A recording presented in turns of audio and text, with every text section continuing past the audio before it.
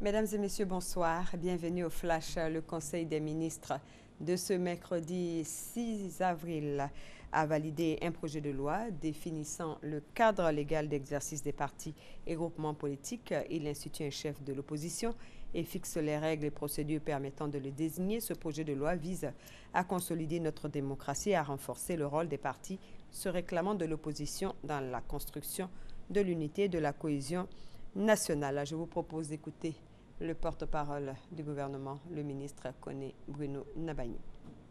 Ce projet de loi définit le cadre légal d'exercice des partis et groupements politiques et il institue un chef de l'opposition et fixe les règles et procédures qui permettent de désigner ce chef de l'opposition. En l'occurrence, le chef de l'opposition sera le candidat ou le chef du parti ou groupement politique arrivé deuxième à la dernière élection présidentielle.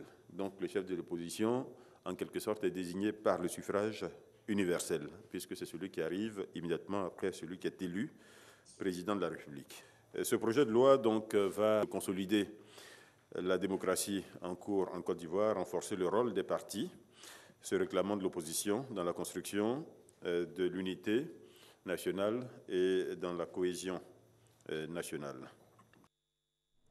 Le compte-rendu complet de ce Conseil des ministres vous sera proposé dans notre édition de 20h. On poursuit avec cette signature d'accords tripartites entre la Banque africaine de développement, l'État de Côte d'Ivoire et l'Organisation des Nations unies pour l'alimentation et l'agriculture, la FAO, en marge de la 29e conférence régionale de la FAO. Montant de l'accord, plus de 600 millions de nos francs, et c'est dans le cadre de la lutte contre la grippe aviaire.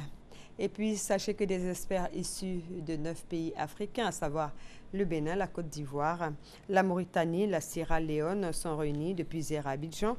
Il s'agit de faire le point de l'accès à l'eau potable et à l'assainissement dans les pays concernés grâce au programme d'appui à l'accélération à l'eau, l'hygiène et l'assainissement, appelé PADEA, un partenariat financé par les Pays-Bas et dont le soutien technique est assuré par l'UNICEF, qui est le Fonds des Nations Unies pour l'enfance, sera signé à cette occasion. À l'étranger, Patrick Talon a prêté serment au stade Charles de Gaulle de Porto Novo et succède ainsi au président Boni Yayi, qui a dirigé le Bénin pendant 2 mandatures. Le nouveau président du Bénin a annoncé qu'il ne fera qu'un seul mandat. Il s'emploiera à faire de ce mandat un instrument de rupture et de transition devant aboutir à la mise en place de grandes réformes politiques et institutionnelles.